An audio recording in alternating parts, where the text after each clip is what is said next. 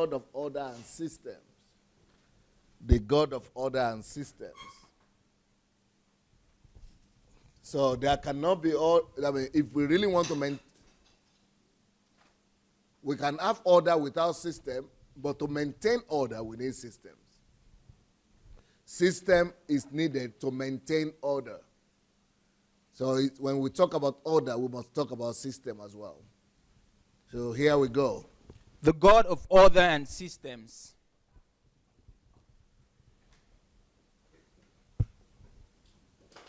Yep. That is why God needed to come up with laws, statutes, commandments, rules, measurements. Now, all these features, laws, statutes, commandments, rules, and measurement, you could say they are the ingredients through which order is built.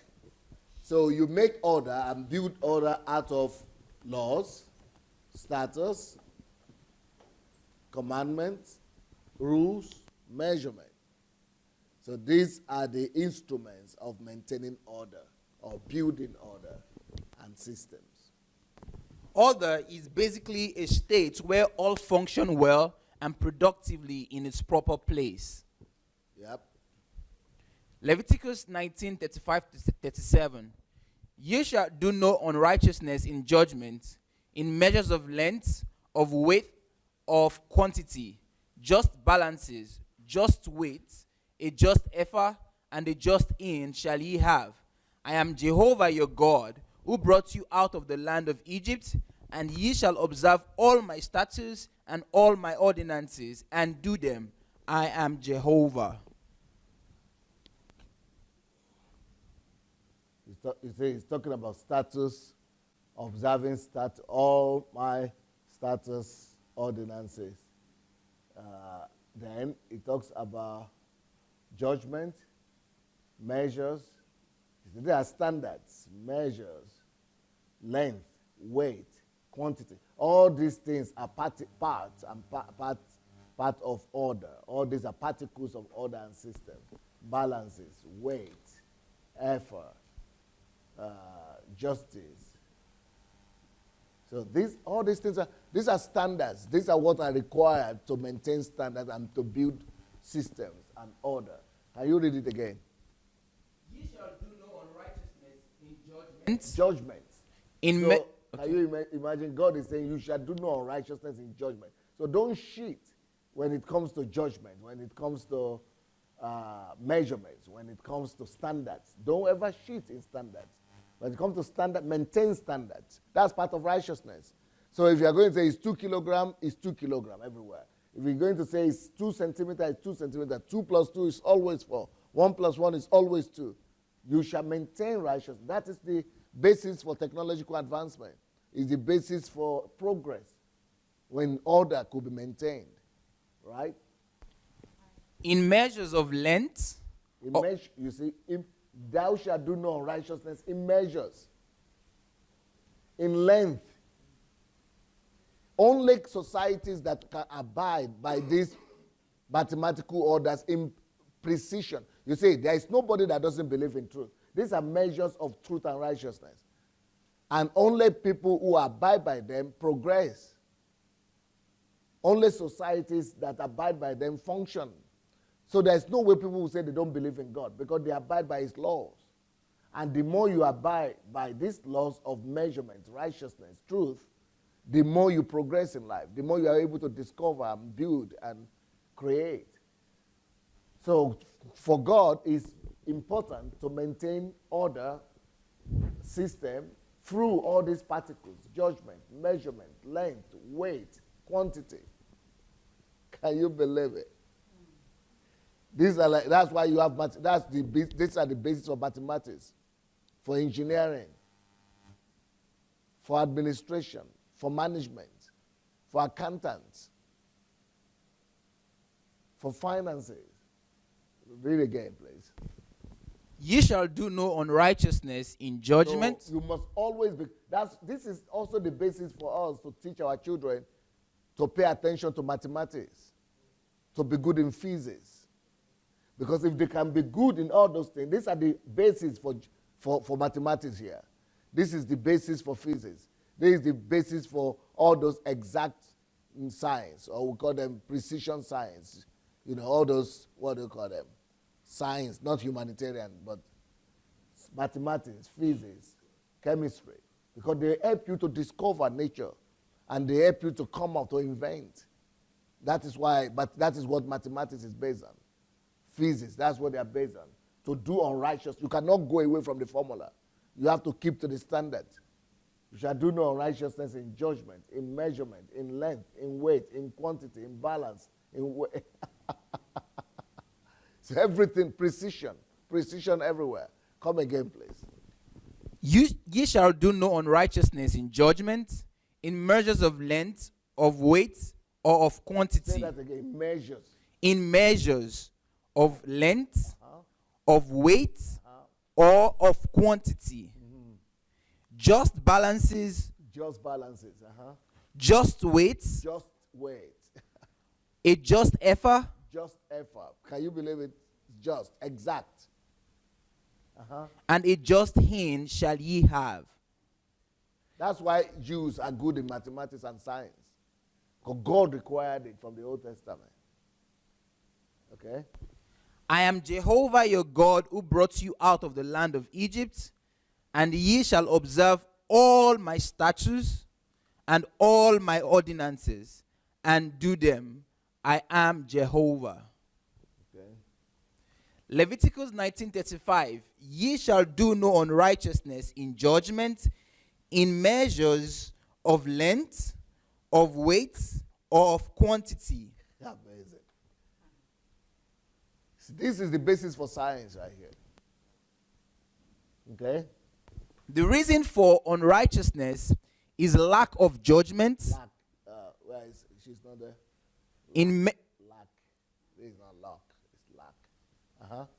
In lack of judgments, in measures of length, of weight, or of quantity. So whenever you see a society that is not serious and not strict about exactness, about precision in judgment, in measurement, in weight, if they are not serious in science, you will never see progress there. You will never see advancement. You will never see industrialization.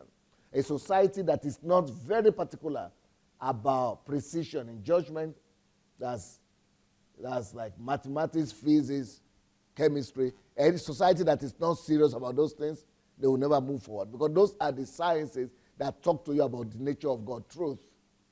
Everything must be exact. You must be honest. Science makes you to be honest, because you cannot play your way. You cannot do it your way and get results. And that's what it's talking about. So the reason for unrighteousness, no society will work. When there is no precision in judgment, in measures, in weight, societies break down. When people don't live according to their conscience, when people don't live according to the truth, when people don't abide by the rules of judgment, of measurement, of weight, order break down in the society. Unrighteousness rule in the society. When governments don't abide by the standards of judgment, measures, weight, disorder, unrighteousness, corruption rule in that society. Truth is the basis of society. Lack of it leads to disorder. This is a good video here. How did Americans teach their people to say no, to stand for truth, to stand for what is right, to stand for integrity? This is another video here. The Americans did that for 30 years. From in the 30s, in the 40s, in the 50s, they were teaching their people, even in the 60s, to live by the standard of righteousness. We should do the same thing if we want a better society. Here we go. Woohoo.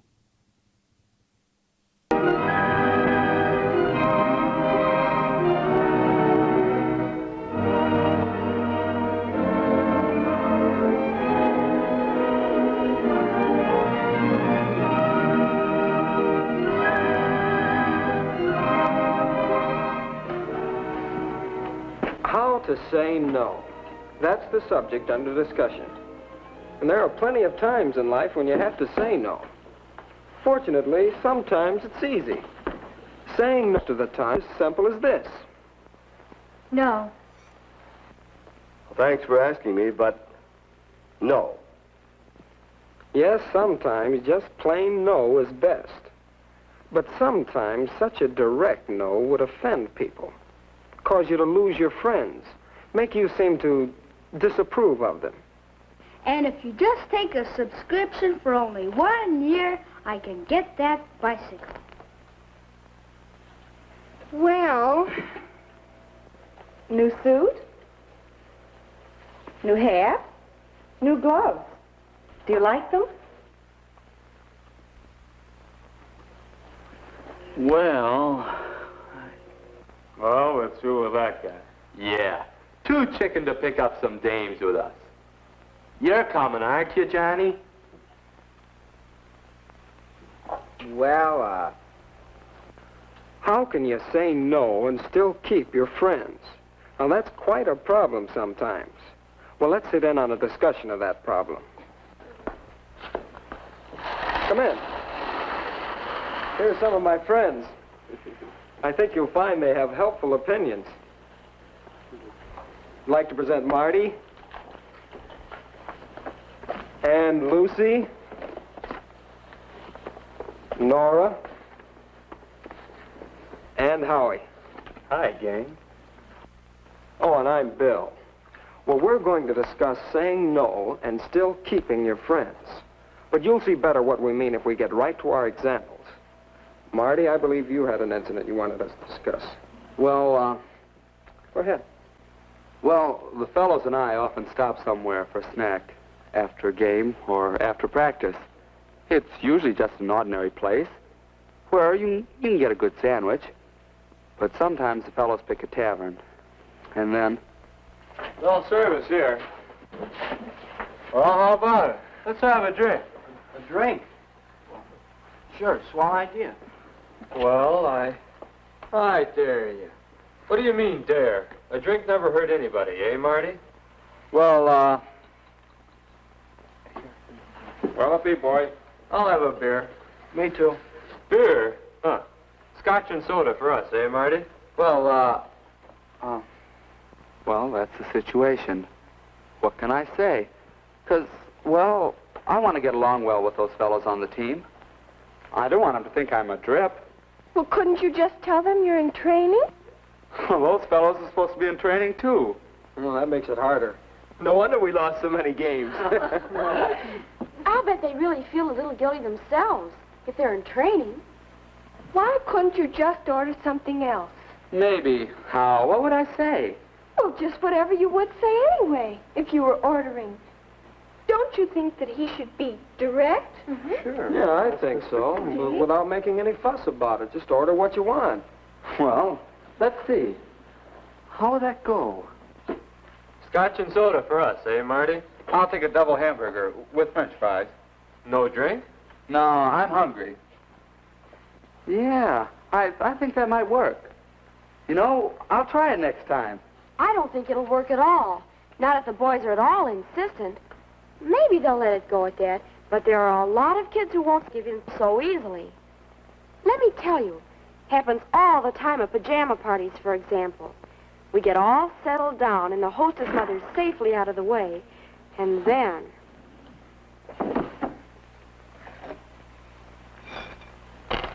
Boy, I'm dying for a smoke. How about you girls? Mary? Well, thanks. Nora? No, thanks. I've got some gum somewhere. Light?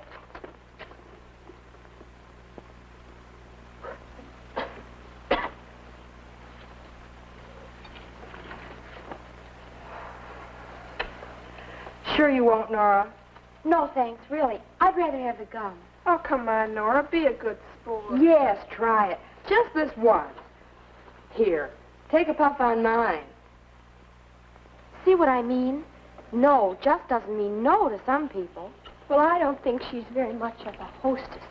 If she forces things on you like that. Well, there's some consolation in that. But seriously, I can't give up a friend just because of one little thought like that. How could I say no and really make it stick? Why don't you try some parlor tricks? You can always distract attention with a good card trick. Here, Oh, take card, Howie. take card, take card. Come on. You're the one that's distracting now. No, wait.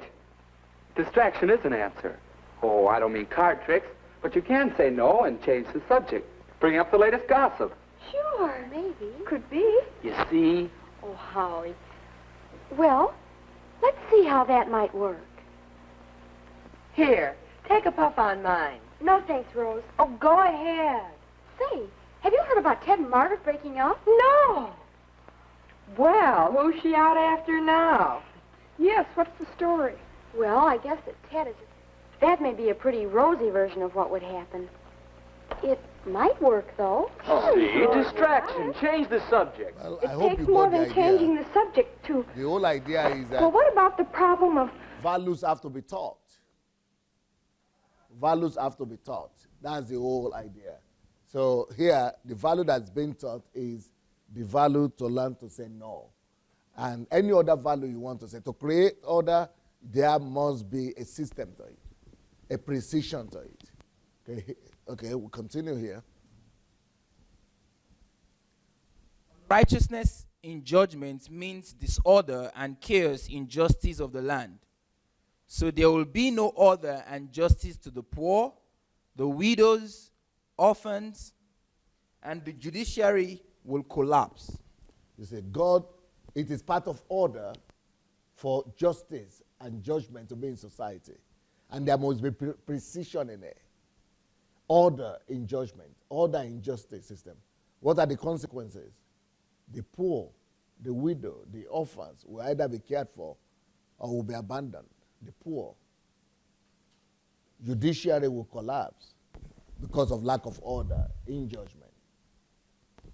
The first duty of a government is to maintain law and order so that the life, property, and religious belief of its subjects are fully protected by the state. Can you believe it? That is a Muslim person who even understands it. The first duty of a government is to maintain law and order, you see. So that the life, property, religious beliefs of the subject are fully protected. Yeah, that's one of the leaders, the founder of Turkey. Huh? Pakistan. Sorry. Lack of order in measures means there will be no standard for everything. Building. So if there is no precision and no order in measures, so that means it will lead to a lack of standards. You see, God demands these things. And when our people preach the Bible, I don't see why they don't see these things. Standards, measurements, excellence. This is where it comes from. It comes from God. These are all, requirements to build the kingdom of God on the earth. These are the biblical doctrines. These are what they're based on. Order in measurement leads to standards. Everything standard, everything excellent. Standards, building, every building must have standardization. Furniture, food, everything must have standards, instruction, prescription, health, road, infrastructure, medicine. Everything must be under standards. That is called precision and order in measures. Let's have a look at this. It is because of that it is on that all forms of development is hinged. Yes.